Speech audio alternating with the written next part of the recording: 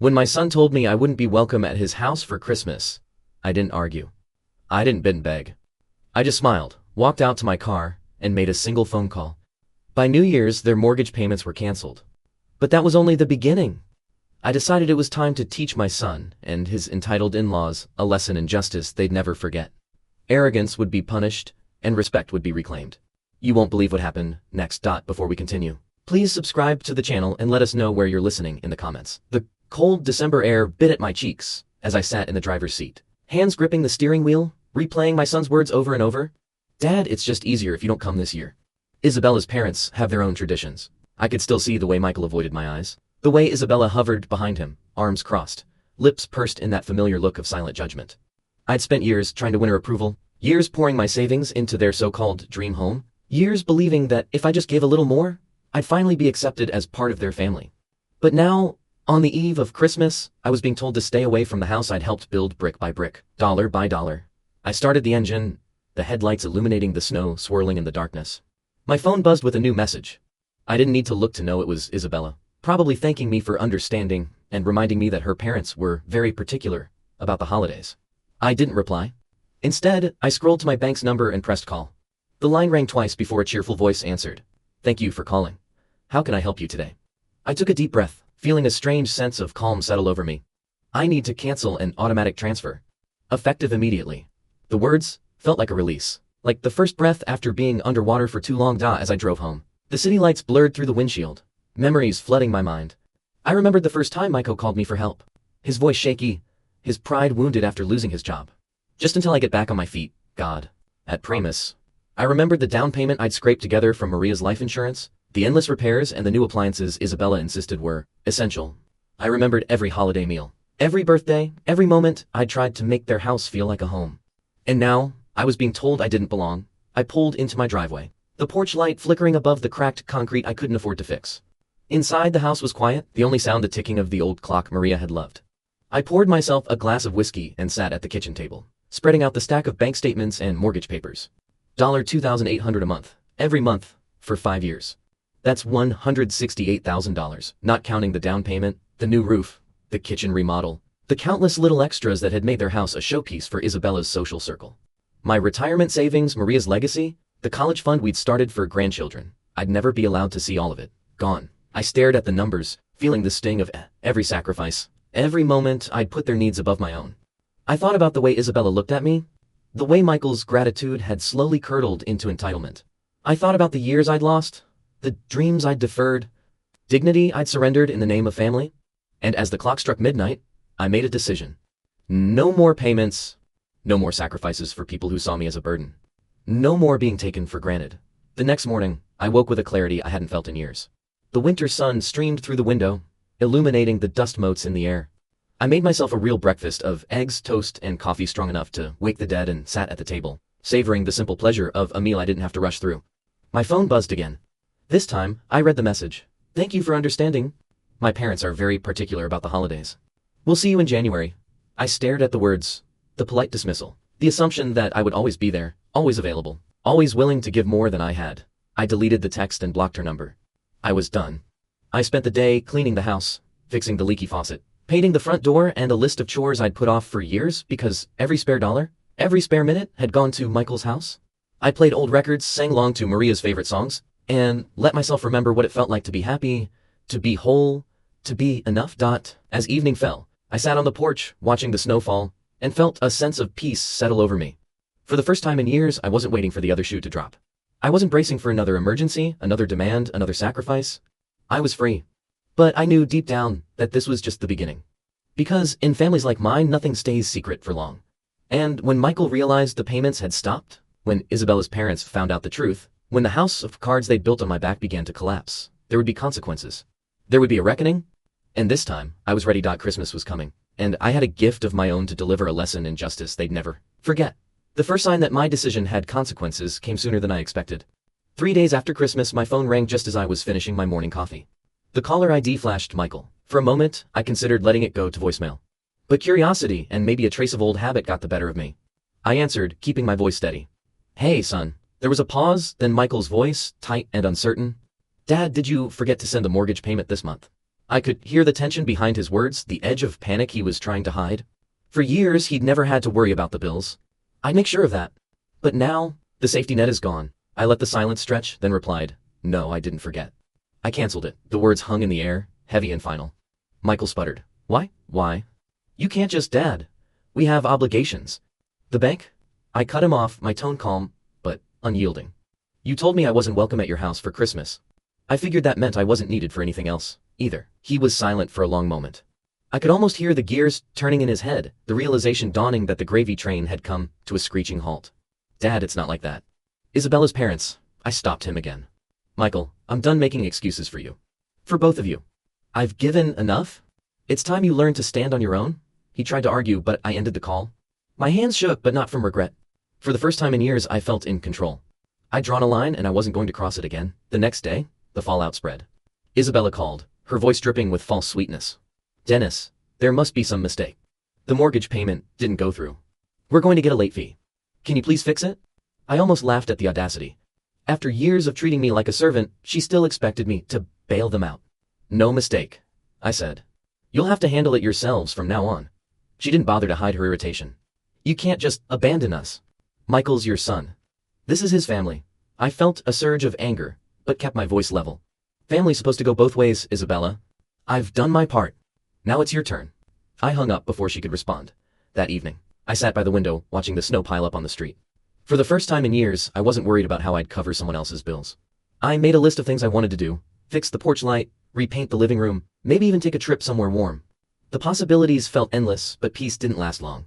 2 days later, there was a knock at my door. I opened it to find Michael standing on the porch, shoulders hunched, eyes red. He looked smaller than I remembered, like a boy lost in a man's body. Dad, can we talk? He asked, voice barely above a whisper. I let him in, motioning for him to sit at the kitchen table. He stared at his hands, twisting his wedding ring nervously. I'm sorry about Christmas, he said. It wasn't my idea. Isabella's parents. They're just really particular. I didn't want to hurt you. I studied him, searching for sincerity. But you did hurt me, Michael. You let them decide who belongs in your life? You let them push me out. He looked up, eyes shining of unshed tears. I know I messed up. But Dad, we're in trouble. The bank called. If we miss another payment, we could lose the house. I felt a pang of sympathy, but I pushed it aside. You'll figure it out. You're not a kid anymore. He shook his head, desperation creeping into his voice. Dad, please. Just until we get caught up. I'll pay you back, I swear. I stood, walking to the window. The street was quiet, the world blanketed in white. I can't do it, Michael. Not anymore. I have to take care of myself now. He left without another word, the door closing softly behind him. I watched him walk down the driveway, shoulders slumped, and felt a strange mix of sadness and relief. I knew this was the only way he'd ever learn. That night, I got another call, this time from an unknown number. I answered, and a cold clip. I bristled at his tone. It's not my problem anymore, Mr. Jenkins. They're adults. They can handle their own finances. He scoffed. You're making a mistake. Family is about loyalty. About doing what's necessary, even when it's hard. I felt my anger flare. I've done more than my share. Maybe it's time someone else stepped up. He hung up without another word. I sat in the dark, heart pounding, realizing that the battle lines had been drawn. This wasn't just about money anymore. It was about respect, about boundaries, about finally standing up for myself after years of being taken for granted. As I lay in bed that night, I wondered what would happen next. Would Michael find a way to save the house? Would Isabella's parents bail them out?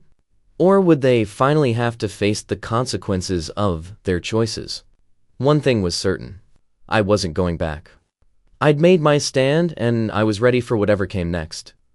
But I had no idea just how far they'd go to get what they wanted, or how much more. I have to fight to protect my freedom. The next morning, I woke to a barrage of messages, missed calls from Michael, voicemails from Isabella, each one more frantic than the last. Even a curt text from Cody Jenkins. Call me, urgent. I ignored them all. For the first time in years, I felt a strange sense of power, like I was finally steering my own life, instead of being dragged along by someone else's needs. But the silence didn't last. By noon, Isabella showed up at my door, her knock sharp and insistent. I opened it to find her standing on my porch, bundled in a designer coat, eyes blazing. Dennis, we need to talk, she said, pushing past me into the living room without waiting for an invitation. She didn't waste time on pleasantries.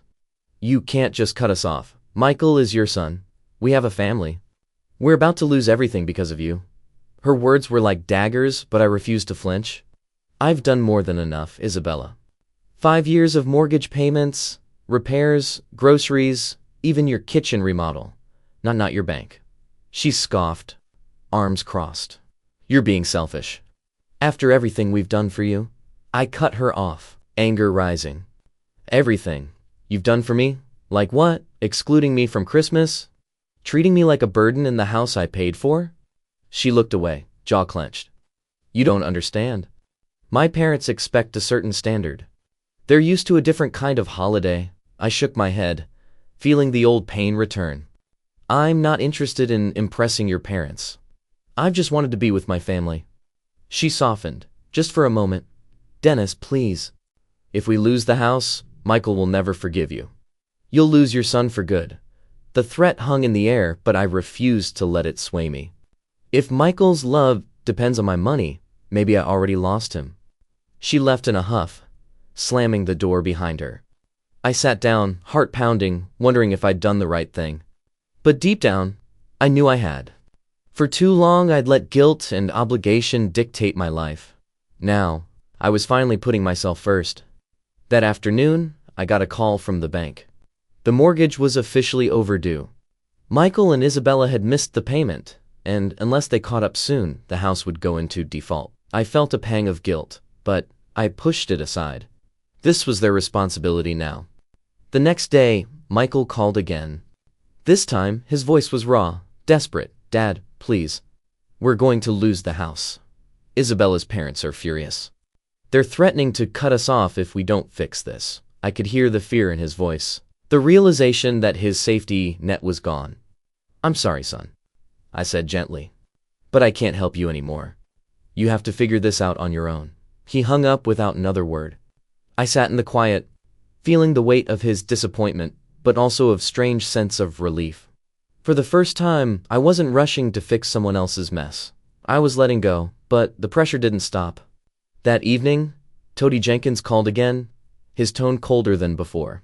You're making a big mistake, Dennis. People talk in this town. You don't want to make enemies? I almost laughed at the threat. I'm not afraid of you, Cody. I've spent my whole life working for everything I have. I'm not going to let you bully me. He hung up, but his words lingered. I knew Cody had connections with friends at the bank, people in the community. If he wanted to make trouble for me, he could. But I refused to back down. I had spent too many years letting other people control my life. Not anymore, thought the next morning. I found an anonymous letter in my mailbox. You're ruining your family? Fix this before it's too late. No signature, just a warning. I crumpled it up and tossed it in the trash. I wasn't going to be intimidated, but the stress was starting to wear on me. I found myself lying awake at night, replaying every conversation, every decision. Was I doing the right thing? Was I really teaching Michael a lesson, or just punishing him for his choices? I missed the days when things were simple, when Maria was alive, when Michael was a little boy who looked up to me, when family meant something. One evening, as I was making dinner, there was another knock at the door. This time, it was my sister Rosa. She hugged me tight, her eyes full of concern. I heard what's going on, she said softly. Are you okay? I nodded, but she saw through me. You did the right thing, Dennis. You can't keep sacrificing yourself for people who don't appreciate it. We sat together, talking late into the night. Rosa reminded me of all the times I'd helped Michael, all the ways I'd put his happiness above my own. It's time to live your life, Hermino. You deserve peace, too. Her words gave me strength. I realized I wasn't alone. I had a family who cared, who understood what I was going through, but as the days passed, the tension only grew. Michael stopped calling. Isabella blocked my number. Even Cody went silent. The house payments remained overdue, and I knew it was only a matter of time before the bank took action. One morning, I checked the mail and found a foreclosure notice addressed to Michael and Isabella. My heart ached for them, but I knew this was the only way they'd ever learn.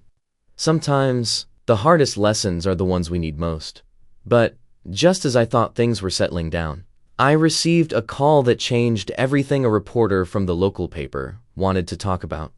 Someone had told them I'd abandoned my family, left them homeless at Christmas.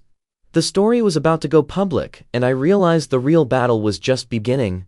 The phone call from the reporter hit me like a punch to the gut. "Mr. Alvarez, I'm writing a story about a local family facing foreclosure after being abandoned by their only living parent. Would you care to comment?" Her tone was polite, but the implication was clear.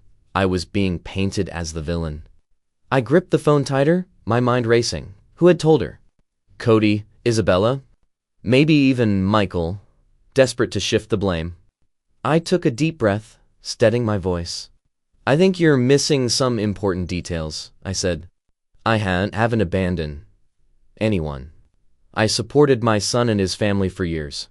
Maybe you should ask them how much I've given?" The reporter hesitated, sensing there was more to the story. "Would you be willing to meet and share your side?" I agreed, knowing I couldn't let their version of events become the only one people heard. That night, I barely slept. My phone buzzed with messages from old friends, neighbors, even distant relatives. Some offered support, but others were quick to judge. "How could you do this to your own son? Family is everything. You should be ashamed." The weight of their words pressed down on me, threatening to undo all the progress I'd made. I wondered if I'd made a terrible mistake. The next day, I met the reporter at a quiet cafe on the edge of town. She was younger than I expected, with sharp eyes and a notebook ready. "Tell me your story," she said. So I did. I told her about the years of sacrifice, the mortgage payments, the holidays spent alone, the way Michael and Isabella had slowly pushed me out of their lives. I showed her the bank statements, the receipts, and the text messages. I didn't hold back. She listened carefully, scribbling notes, asking questions. "Why did you stop paying?" she asked. I looked her in the eye. "Because I realized I was being used. Because I deserve respect too. Because sometimes the only way to teach someone is to let them face the consequences of their actions." She nodded, understanding more than I expected. After the interview, I felt a strange sense of relief. For the first time, someone had listened to my side. But I knew the damage was already done. The next morning, the story hit the front page. "Local father accused of abandoning family at Christmas." The article was full of quotes from Cody and Isabella, painting me as cold, heartless, selfish. They talked about the foreclosure, the missed payments, the betrayal that had left them desperate. But buried in the middle was a paragraph about my support, about the years of payment, the sacrifices I'd made. The reporter had tried to be fair, but the headline was all most people would see. The phone calls started again, this time angrier, more vicious. "You're a disgrace. How could you turn your back on your own blood?" Even people I barely knew felt entitled to judge me. I tried to ignore it, but the shame was hard to shake. I stopped going to the grocery store, stopped answering the phone, but it wasn't enough. The whispers followed me everywhere. At church, people avoided my gaze. At the post office, the clerk barely spoke. Even my old friends seemed distant, unsure what to believe. I wondered if I'd ever escape the shadow of this scandal. Then, one afternoon, there was a knock at the door. I opened it to find Michael standing on the porch, looking more broken than I'd ever seen him. His eyes were red, his clothes rumpled, his hands shaking. "Dad, I'm sorry," he said, voice cracking. I never wanted it to go this far. I didn't know what else to do. I let him in, and we sat at the kitchen table in silence. Finally, he spoke. "Isabella's parents are furious. They blame me for everything. The house is going into foreclosure. We have nowhere to go." I felt a surge of sympathy, but also a flicker of anger. "You could have told the truth, Michael. You could have stood up for me." He nodded, tears streaming down his face. "I know. I was scared. I thought if I just went along, things would work out. But I was wrong. I lost everything. My house, my marriage, my reputation. And I hurt you most of all." We sat together, the silence heavy with regret. I wanted to forgive him, to take away his pain, but I knew I couldn't fix this for him. He had to face the consequences of his choices, just as I had faced mine. As he left, I watched him walk down the driveway, shoulders slumped, and wondered if we'd ever find our way back to each other. The world felt colder, lonelier, but I knew I couldn't go back. I had to keep moving forward no matter how hard it got. But just as I thought things couldn't get worse, I received a letter in the mail. A legal notice from Cody Jenkins threatening to sue me for emotional distress and financial damages. The battle wasn't over. In fact, it was about to get even uglier. The letter from Cody Jenkins was thick, printed on expensive stationery, and reeked of arrogance. I sat at my kitchen table, hands trembling as I read the words, cease and desist. Immediate payment demanded. Legal action pending. He accused me of intentional infliction of emotional distress, of abandoning family obligations, and even of sabotaging Michael and Isabella's financial future. The threat was clear pay up or face a lawsuit that would drag my name through the mud even further. For a moment, I felt the old fear creeping in. Cody was a man with connections, a retired banker who knew how to pull strings in this town. He'd already poisoned my reputation with the newspaper story. Now he wanted to finish the job in court. I imagined the whispers at church, the stares at the grocery store, the endless parade of lawyers and bills. Was this what standing up for myself had brought me? More shame, more isolation, more pain? But then I remembered Rose's words. You know the truth? That's all that matters. I took a deep breath and set the letter aside. I wasn't going to let Cody bully me. I spent my whole life working for everything I had. I wasn't about to let a man like him take it away with threats and lies. I called my own lawyer, a quiet, methodical man named Mr. Patel. He listened patiently as I explained the situation, then asked for copies of every document, bank statements, mortgage receipts, text messages, even a letter from Cody. You've done nothing wrong, Mr. Alvarez, he said. Here's a long record of support. If they want to go to court, we'll be ready. The next few days were a blur of paperwork and anxiety. I gathered every scrap of evidence I could find, building a timeline of my support for Michael and Isabella. 5 years of payments, repairs, gifts, and sacrifices. I wrote it all down, every dollar, every favor, every moment I'd put their needs above my own. It was exhausting, but also strangely empowering. For the first time, I saw the full scope of what I'd given and what I'd lost. Meanwhile, the town's gossip mill kept turning. The newspaper ran a follow-up story, this time quoting Cody's legal threats and painting me as a stubborn old man refusing to help his struggling family. The comments online were brutal, heartless, selfish. No wonder his son turned on him. I tried not to read them, but the words burned all the same. Rosa came by every evening, bringing food and comfort. You're stronger than you think, Dennis, she said. Don't let them break you. Her faith in me was a lifeline, a reminder that I wasn't as alone as I felt. One night, as I was sorting through old receipts, I found a letter from Maria, written years ago. In it, she thanked me for always putting family first, for working so hard to give Michael a better life. But don't forget yourself, Mia Moore, she wrote. You deserve happiness too. I read her words over and over, letting them sink in. Maybe it was time to finally listen. The next morning, I met with Mr. Patel at his office. He reviewed my documents, nodding with approval. You have nothing to fear, he said. If they want to fight, we'll give them one, but I suspect they're bluffing. People like Cody use threats to get what they want. When you stand up to them, they usually back down. I left his office feeling lighter, more confident. For the first time since this nightmare began, I believed I could win, not just in court, but in life. I could reclaim my dignity, my peace, my future, but the battle wasn't over. That afternoon, I received another call, this time from a local TV station. They wanted to interview me about the family feud dividing the community. I hesitated, unsure if I wanted to put myself in the spotlight again. But then I thought about all the people who judged me without knowing the truth. Maybe it was time to tell my side once and for all. I agreed to the interview, determined to set the record straight. The reporter arrived at my house with a camera crew, asking me to sit in my living room surrounded by family photos. She asked about the mortgage payments, the Christmas ban, the legal threats. I answered honestly, showing her the documents, the letters, the evidence of my years of sacrifice. As the camera rolled, I spoke from the heart. I love my son. I always have. But love isn't just about giving money. It's about respect, about boundaries, about knowing when to say enough is enough.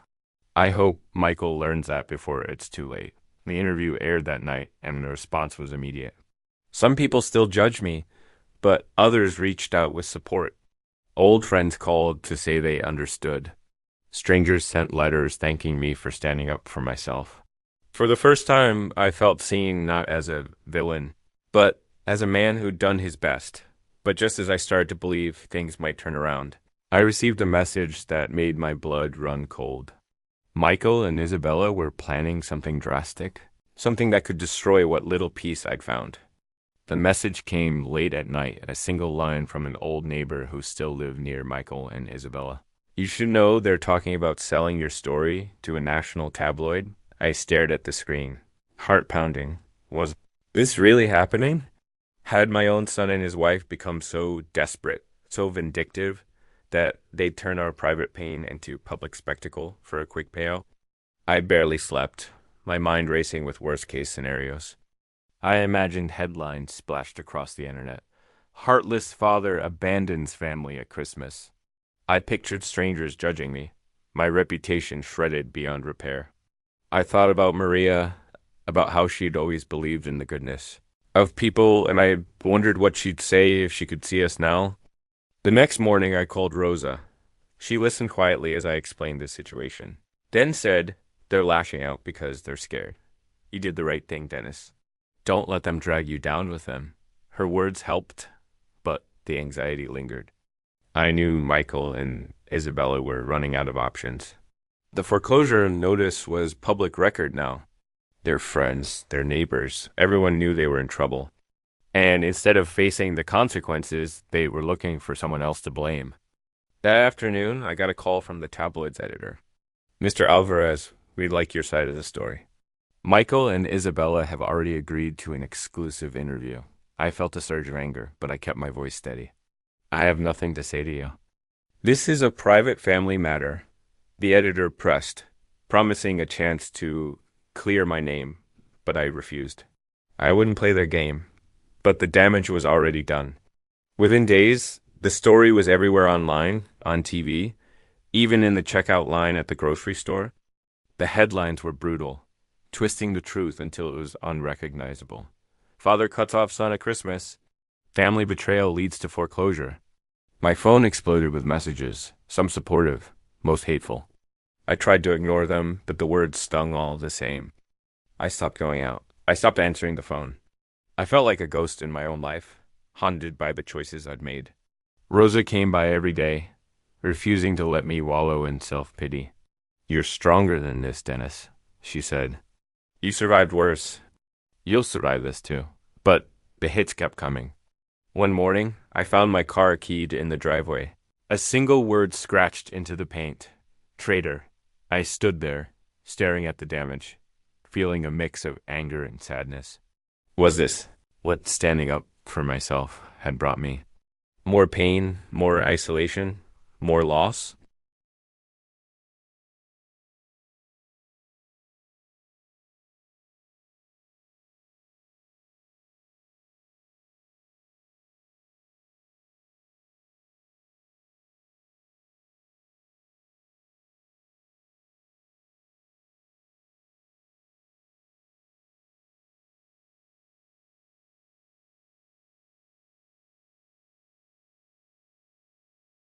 That night, I sat at the kitchen table, staring at the stack of legal documents, the foreclosure notice, the hate mail.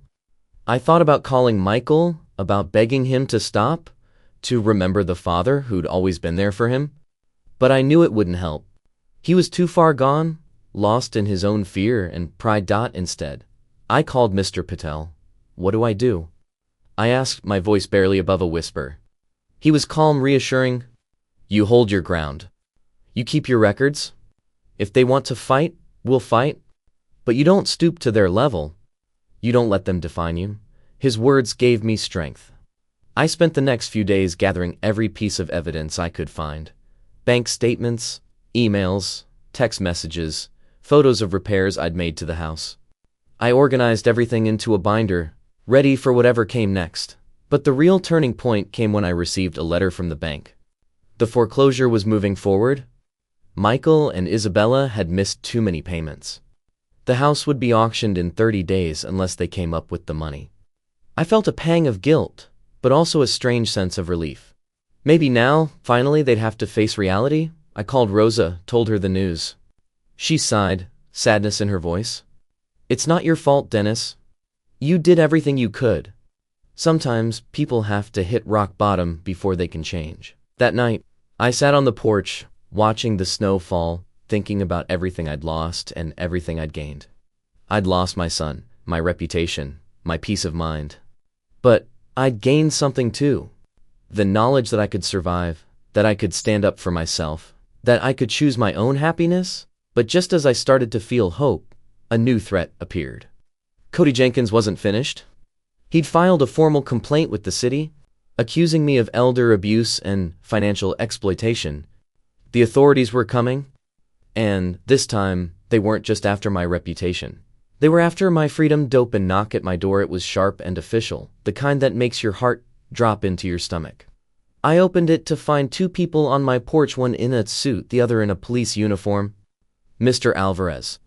the woman in the suit asked, flashing a badge. "I'm Detective Harris. This is Officer Lee. We're here to discuss a complaint filed against you regarding financial exploitation and elder abuse." For a moment, I couldn't breathe. I'd heard stories of people's lives being ruined by false accusations, but I never thought it would happen to me. I invited them in, hands shaking, and sat at the kitchen table as they explained the situation. "We've received a formal complaint from Mr. Cody Jenkins, alleging that you manipulated your son and his wife financially, and that your actions have caused significant distress to their family," Detective Harris said. Her tone neutral but firm. I felt a wave of anger and disbelief. "That's not true," I said, voice trembling. "I supported them for years. I paid their mortgage, their bills, everything. I only stopped when they told me I wasn't welcome anymore." Officer Lee took notes, his face unreadable. "Do you have documentation of these payments?" he asked. I nodded, reaching for the binder I'd prepared. "Everything here is bank statements, receipts, emails, text messages. You can see for yourself." They spent the next hour reviewing the evidence, asking questions, and clarifying details. I told them about the Christmas ban, the years of sacrifice, the public shaming, the legal threats. I showed them the letter from Cody, the foreclosure notice, the hate mail. By the end, Detective Harris's expression had softened. "Thank you for your cooperation, Mr. Alvarez. We'll need to follow up with your son and his in-laws, but your records are thorough. We'll be in touch." As they left, I felt a mix of relief and exhaustion. I'd done nothing wrong, but the fear lingered. What if they believed Cody's lies? What if I lost everything? My home, my freedom, my last shred of dignity? I called Mr. Patel, updating him on the situation. He was reassuring but cautious. "You've done everything right, Dennis. But be careful. People like Cody don't give up easily." The next few days were a blur of anxiety and waiting. I jumped every time the phone rang, every time someone knocked at the door. Rosa checked in constantly, bringing food and comfort, reminding me that I wasn't alone.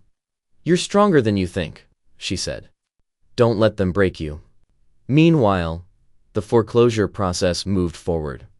Michael and Isabella were running out of time. I heard through the grapevine that they'd tried to borrow money from friends, even from Isabella's parents, but no one was willing to bail them out.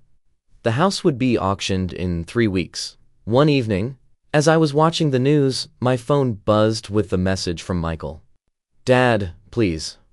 I know things have been bad, but I need your help. We're going to lose everything."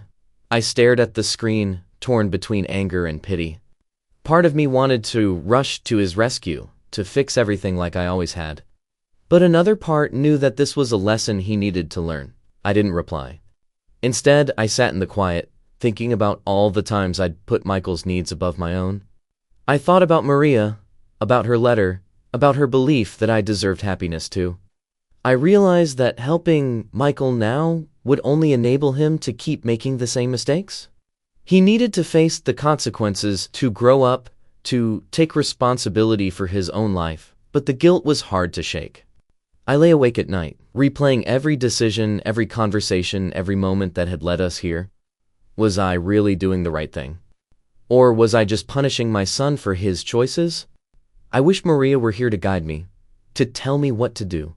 The investigation dragged on, each day heavier than the last. Detective Harris called to update me. We've spoken to your son and his in-laws. Their stories don't match the evidence you provided. We're still reviewing everything, but I wanted you to know that your cooperation has been noted. Her words were a small comfort, but the anxiety remained. Then, just as I thought things might finally be settling down, I received a certified letter from the Cody had filed a civil suit against me, demanding financial restitution for emotional damages and loss of property value. The court date was set for 2 weeks after the foreclosure auction. I sat at the kitchen table, staring at the letter, feeling the weight of it all pressing down on me. I stood my ground, fought for my dignity, and refused to be bullied. But now, I was facing a new battle, one that could cost me everything I had left. As I looked out the window at the falling snow, I realized that the fight wasn't over.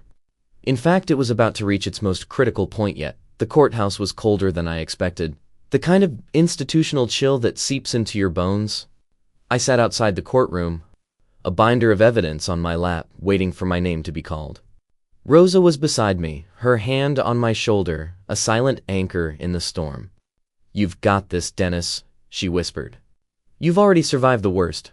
When the bailiff finally called my name, I stood and walked into the courtroom, heart pounding.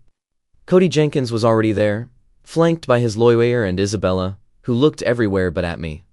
Michael sat at the end of the row, eyes hollow, shoulders slumped. For a moment, I almost didn't recognize my own son. The judge entered, and the proceedings began. Cody's lawyer wasted no time painting me as a villain. "Your Honor, my client and his family have suffered emotional trauma, financial hardship, and public humiliation as a direct result of Mr. Alvarez's actions. He abandoned his family, cut off support without warning, and left them facing foreclosure and ruin." I clenched my fists, forcing myself to stay calm. When it was my turn, Mr. Patel stood and spoke with quiet authority. "Your Honor, the evidence will show that Mr. Alvarez supported his son and daughter-in-law for over 5 years, paying their mortgage, covering repairs, and providing for their needs. He only stopped when he was excluded from family gatherings and treated with disrespect. The decision to end financial support was not made lightly, but it was his right." The judge listened, expression unreadable. Then it was my turn to speak. I stood, hands trembling, and told my story. I spoke about the years of sacrifice, the Christmas ban, the public shaming, the threats and accusations. I showed the judge my binder bank statements, receipts, text messages, even Maria's letter. "I love my son," I said, or he's cracking. "But love isn't just about money. It's about respect. And I deserve that too." Cody's lawyer tried to rattle me, asking pointed questions, twisting my words. "Isn't it true you stopped paying the mortgage out of spite? Isn't it true you wanted to punish your son and his wife?" I shook my head. "I stopped because I couldn't keep sacrificing myself for people." But the victory was bittersweet. As I left the courtroom, I realized that winning the case didn't erase the pain of what I'd lost. My relationship with Michael was shattered. My reputation, though cleared in court, was still bruised in the eyes of many. And the foreclosure was still moving forward. Outside, reporters waited, cameras flashing. I gave a brief statement, thanking the judge for her fairness and urging others in similar situations to stand up for themselves. "Don't let anyone make you feel guilty for setting boundaries," I said. "You have the right to protect your own well-being." That night, I sat at home, exhausted but at peace. I'd faced my accusers, told my truth, and come out the other side. But as I looked at the empty chair across from me, the place where Michael used to sit, where Maria's laughter once filled the room, I wondered if things would ever truly be whole again. The next morning, I received a letter from the bank. The foreclosure auction was scheduled for the following week. Michael and Isabella had one last chance to save their home, but it was clear they had no way to come up with the money. I felt a pang of sadness, but also a sense of closure. I'd done everything I could. The rest was up to them. But just as I thought the storm had finally passed, I received a message that made my heart race. Michael wanted to meet alone. No lawyers, no in-laws, no accusations. Just father and son, face to face. For the first time since it all began, the message from Michael was short, almost hesitant. "Dad, can we talk? Just us." I stared at the screen, my heart pounding. After everything, after the courtroom, the foreclosure, the public humiliation, he wanted to see me. Part of me wanted to ignore him, to protect what little peace I'd managed to rebuild. But another part, the part that still remembered the little boy who used to run into my arms, couldn't say no. We met at a quiet park on the edge of town, the winter air crisp and biting. Michael was already there, sitting on a bench beneath a bare oak tree, hands shoved deep in his coat pockets. He looked older, worn down by stress and regret. As I approached, he stood, but didn't meet my eyes. For a long moment, neither of us spoke. The silence was heavy, filled with all the things we'd left unsaid. Finally, Michael broke it. "Dad, I'm sorry. For everything." His voice was raw, stripped of pride. "Isabella and her parents control everything. I let them turn me against you. I should have stood up for you. I should have told the truth. I listened, my own emotions swirling, anger, sadness, relief. Why didn't you?" I asked quietly. He shook his head, tears glistening in his eyes. "I was scared. I wanted to make everyone happy. I thought if I just kept the peace, things would work out. But all I did was make things worse." He looked at me then, really looked at me. And I saw the sun-raised a boy who used to believe I could fix anything. I lost everything, God. The house, my marriage, my friends. But losing you? That's where hurts the most. I sat beside him, the cold seeping through the bench. "You didn't lose me, Michael. You pushed me away. There's a difference." He nodded, wiping his eyes. "I know. And I don't expect you to forgive me. I need you to know I'm sorry." We sat in silence, watching our breath curl in the air. For the first time in months, I felt the anger begin to fade, replaced by something softer, understanding, maybe even hope. "I forgive you, son," I said, finally. "But forgiveness doesn't mean things go back to the way they were. We have to rebuild, one step at a time." Michael nodded, relief flooding his face.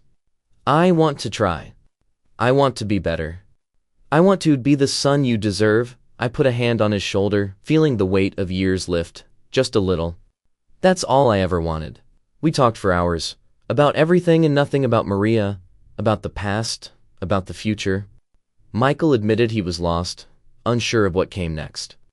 "I have to start over," he said. "Find a job, a place to live. I don't even know where to begin." I offered advice, but not money. This time, he needed to find his own way. "You're stronger than you think," I told him. "You survived this. You can survive anything."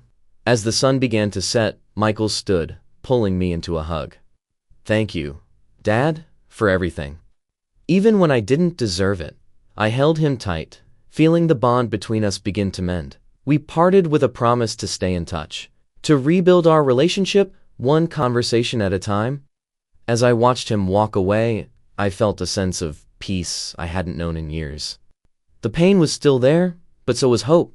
But as I drove home, my phone buzzed with a new message, this time from Isabella. "You think you've won, but this isn't over. You'll regret what you've done to my family."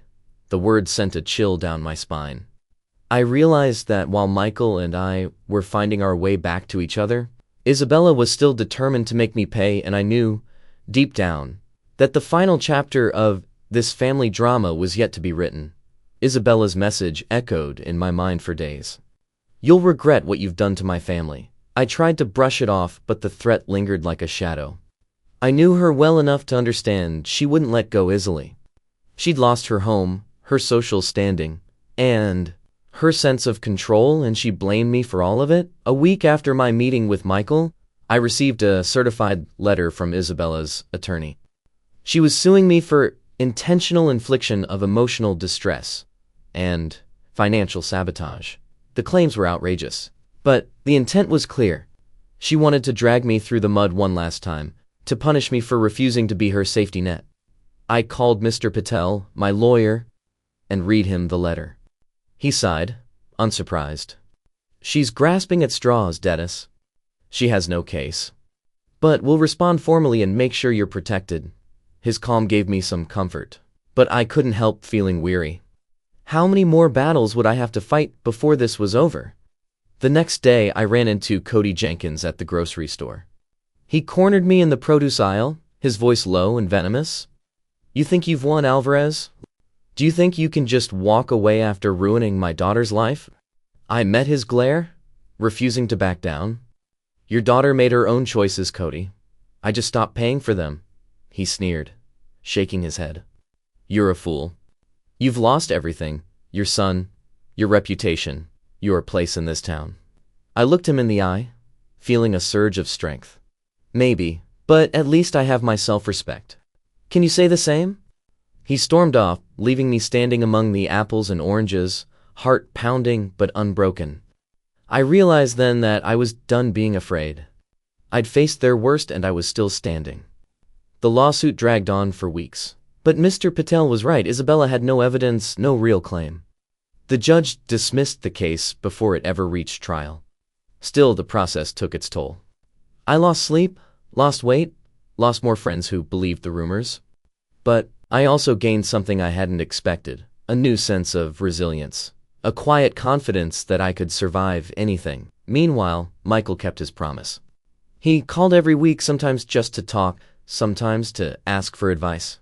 He found a job at a local hardware store, rented a small apartment, and started rebuilding his life from scratch. It wasn't easy, but he was determined. I want to make you proud, Dad, he said one night. Not with money, but with the kind of man I'd become. Those words meant more to me than any check I'd ever written. Rosa remained my rock, visiting often, bringing laughter and warmth back into my home. We spent evenings reminiscing about Maria, about the old days, about the family we'd lost and the new one we were slowly rebuilding. You did the right thing, Dennis, she told me. You taught Michael the hardest lesson of all, how to stand on his own. But Isabella wasn't finished. She took to social media, posting long rants about my cruelty, painting herself as the victim. Some people believed her, others didn't. I stopped reading the comments, stopped caring what strangers thought. I knew the truth, and so did the people who mattered. One evening, as I was locking up for the night, I found an envelope taped to my front door. Inside was a single sheet of paper, typed in bold letters. You'll never be welcome in this family again. There was no signature, but I didn't need one.